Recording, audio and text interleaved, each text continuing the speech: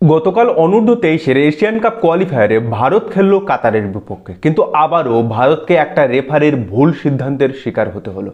কিন্তু র্যাঙ্কিংয়ে ভারতের চেয়ে 80 ধাপ এগিয়ে থাকা কাতারের বিপক্ষে 10 জনের ভারত যে লড়াইটা করেছে, যে হার না মানা মনোভাবটা দেখিয়েছে, তার জন্য শুধু একটাই কথা বলবো, হ্যাটসঅ্যাপ বয়েস। নৌশাদ মুসার প্রশিক্ষণাধীন এই দলটা যেভাবে প্রত্যেকটা বলের জন্য ফাইট করে, প্রত্যেকটা বলকে তাড়া করে বেড়ায়, প্রত্যেকটা গোটা 90 মিনিট ম্যাচ ধরে যে ইন্টেন্সিটি এবং যে পজিটিভ ভাইবস নিয়ে তারা খেলতে নেমেছে, তা একটা আলাদা লেভেলের। সিনিয়র দলের সঙ্গে এই দলটার আমার তো খেলা দেখে মনে হয় আকাশ পাতাল পার্থক্য।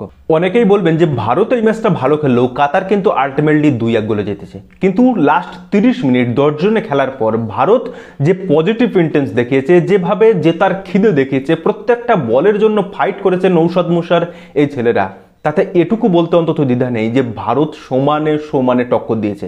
স্ট্যাটিস্টিক্সটা দেখলে আপনি আরও ভালোভাবে বুঝতে পারবেন। ভারতের বল পজিশন ছিল 51%, কাতারের ছিল 49%। ভারত ট্যাকেল অন করেছে 50টা, সেখানে কাতার ট্যাকেল অন করেছে 54টা। ভারত টার্গেটেড শট নিয়েছে 5টা, যার মধ্যে অন টার্গেট 3টে। কাতার শট নিয়েছে 10টা, যার মধ্যে অন টার্গেট 6টা। ভারত কর্নার পেয়েছে 4টে, যেখানে কাতার কর্নার পেয়েছে 5টা।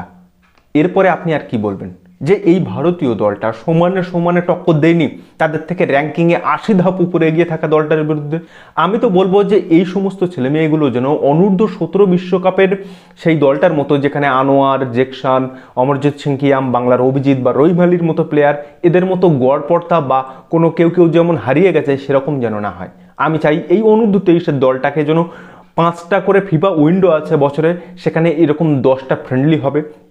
সেই 10টা ফ্রেন্ডলিতে তারা র্যাঙ্কিংয়ে উপরে থাকা দলের বিরুদ্ধে খেলবে, অথবা এদেরকে এবার অ্যাব্রোডে যাবার সময় এসেছে, অর্থাৎ দেশের বাইরে ইউরোপের টপ লিগে খেলার সময় এসেছে। তবে এই ফিফা উইন্ডোতে ভারত যদি আপার র্যাঙ্কিংয়ের কোনো দলের সঙ্গে খেলে, তো যে দলের সঙ্গে খেলুক কাতারের সঙ্গে যেন না খেলে।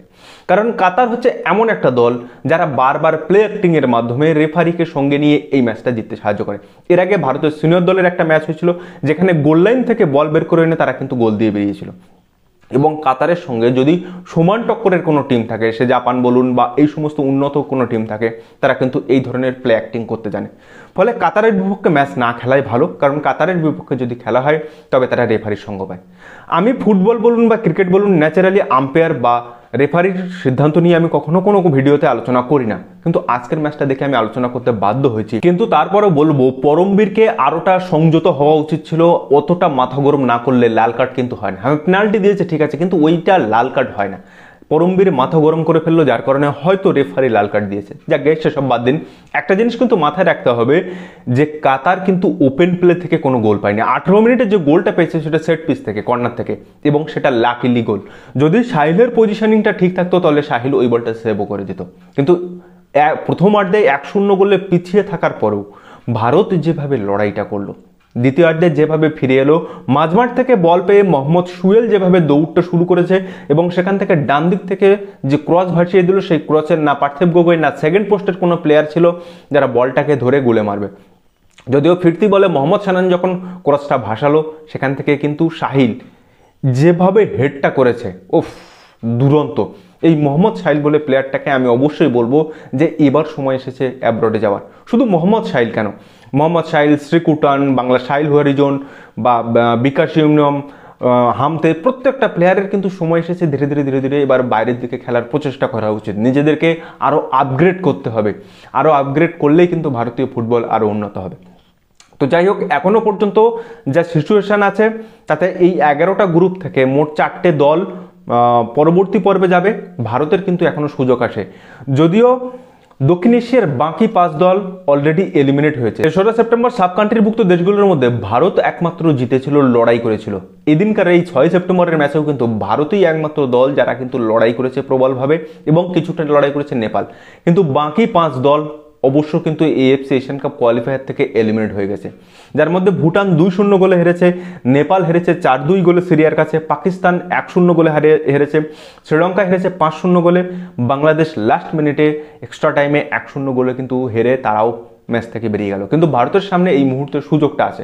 আমরা যদি এই 11টা গ্রুপের সেকেন্ড বেস্ট দল হিসেবে দেখি, তবে এ গ্রুপ থেকে আছে তুর্কমেনিস্তান, যাদের গোল ডিফারেন্স +6, বি গ্রুপ থেকে আছে কুয়েত, যাদের গোল ডিফারেন্স +1, সি গ্রুপ থেকে আছে ইয়েমেন, যাদের গোল ডিফারেন্স +2, ডি গ্রুপ থেকে আছে চায়না, যাদের গোল ডিফারেন্স +11, ই গ্রুপ থেকে আছে কিরগিজস্তান, যাদের গোল ডিফারেন্স 1, এফ গ্রুপ থেকে আছে লেবানন, যাদের গোল ডিফারেন্স 1, জি গ্রুপ থেকে আছে কম্বোডিয়া, যাদের গোল ডিফারেন্স 1, এইচ গ্রুপ থেকে আছে ইন্ডিয়া, যাদের গোল ডিফারেন্স +1, আই গ্রুপ থেকে আছে ইরান, যাদের গোল ডিফারেন্স 0, এবং জে গ্রুপ থেকে আছে ইন্দোনেশিয়া, যাদের গোল ডিফারেন্স +5, এবং কে গ্রুপ থেকে আছে তাজিকিস্তান +3। কিন্তু ওভারঅল যদি আমি এই 11টা গ্রুপ থেকে 4টে দল এই মুহূর্তে যারা এগিয়ে আছে তারা হচ্ছে চায়না, ইরান, তুর্কমেনিস্তান এবং ইয়েমেন। কারণ এই 4টে দলের র্যাঙ্কিং এই মুহূর্তে 6 করে, সুতরাং তারা এই মুহূর্তে এই 11টা গ্রুপের বেস্ট 4টে দল হিসেবে এগিয়ে আছে। আমি আগের ভিডিওতে এক্সপ্লেন করেছিলাম যে কিভাবে পরবর্তী ধাপে 16টা দল যাবে। তো এই গেল অবস্থা। এখন গ্রুপ এইচে এদিন বাহারিন কিন্তু 10 গোল দিয়ে ব্রুনেইয়ের সঙ্গে 10 গোল মেরে তারা কিন্তু +8 গোল ডিফারেন্সে অবস্থান করছে। ফলে এই মুহূর্তে ভারতকে যদি পরের ধাপে যেতে হয়, তবে ভারতকে ব্রুনেইকে কম করে 5 থেকে 6টা গোল মেরে কিন্তু জিততে হবে, গোল ডিফারেন্সটা বাড়িয়ে রাখতে হবে। এই কারণে বেস্ট দল হিসাবে এই 11টা গ্রুপ থেকে কিন্তু মাত্র 4টে দল যাবে সেই হিসাবে। একমাত্র কাতার এবং বাহারিন ম্যাচে যদি বাহারিন কাতারকে হারিয়ে দেয় তাহলেই কিন্তু ভারত ছিটকে যাওয়ার পরিস্থিতি তৈরি হবে, নতুবা কাতার এবং বাহারিন ম্যাচে যদি ড্র হয় তাহলেও কিন্তু ভারতের সামনে সুযোগটা থাকবে। এই কারণ হেড টু হেডের ম্যাচে বাহারিনকে ভারত হারিয়েছিল। ফলে এই মুহূর্তে ভারতকে ব্রুনেইকে যত বেশি গোল দেওয়া সম্ভব ততটা বেশি গোল দিয়ে রাখতে হবে। এর কারণে যে 11টা গ্রুপ থেকে মাত্র 4টে বেস্ট দল তারা কিন্তু কোয়ালিফাই করবে। তবে ভারতের জন্য লড়াইটা কঠিন হয়ে গেছে অনেকটাই। তবু দক্ষিণ এশিয়ার ফুটবলের একমাত্র টিম করে সলতে হিসেবে ভারতের অনূর্ধ্ব-23 দল যে ধরনের ফুটবলটা খেলেছে তা সত্যি অনবদ্য। বহুদিন বাদে আমরা এরকমই একটা ফুটবল দেখতে চাইছিলাম, যে হেরে যাব ঠিক আছে, কিন্তু এই ম্যাচটা যে আমরা লড়াই করেছি, যে ফাইট দিয়েছি, যে স্পিরিট দেখিয়েছি, যে পজিটিভ ইন্টেনশন নিয়ে খেলেছি তা সত্যি অনবদ্য। ভারতের এই অনূর্ধ্ব-23 ছেলেরা যেভাবে প্রত্যেকটা বল পাস করে এবং দ্রুত পাসিংটা করে তারা কিন্তু কাতারের ডি বক্সে চলে যাচ্ছিল, তার সত্যি এক কথায় দুর্দান্ত। আমি লাস্ট ভিডিওতে আপনাদেরকে বলেছিলাম যে কাতারের সঙ্গে জিতবো এই আশাটা অন্তত করি না, তবে একজন ফুটবল প্রেমী হিসেবে চাই যে ভারত যেন এই কাতারের বিপক্ষে ম্যাচটা ড্র করে। কিন্তু ভারত যে লেভেলের খেলাটা খেলছিল তাতে একসময় আমি ভাবতে বাধ্য হয়েছিলাম যে ভারত জিতেও যেতে পারে, কিন্তু যাই হোক হলো না।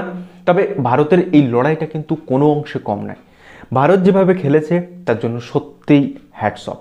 নৌশাদ মুসার এই ছেলেদেরকে সত্যিই হ্যাটস অফ। তো যাই হোক, আজকের ভিডিওটা এখানে শেষ করছি। আগামী 9 তারিখের ম্যাচে বোঝা যাবে যে ভারত পরের পর্বের জন্য কোয়ালিফাই করবে কি না করবে। তবে এই ভারত কিন্তু স্বপ্ন দেখাতে শুরু করেছে। ভিডিওটা এখানে শেষ করছি। ভিডিওটা যদি ভালো লাগে তাহলে অবশ্যই আপনার বন্ধু বান্ধব চেনে জানা মানুষের মধ্যে শেয়ার করে তাদেরকেও জানার সুযোগ করে দেবেন। আর হ্যাঁ, চ্যানেলটা সাবস্ক্রাইব করতে যেন ভুল করবেন না। ধন্যবাদ।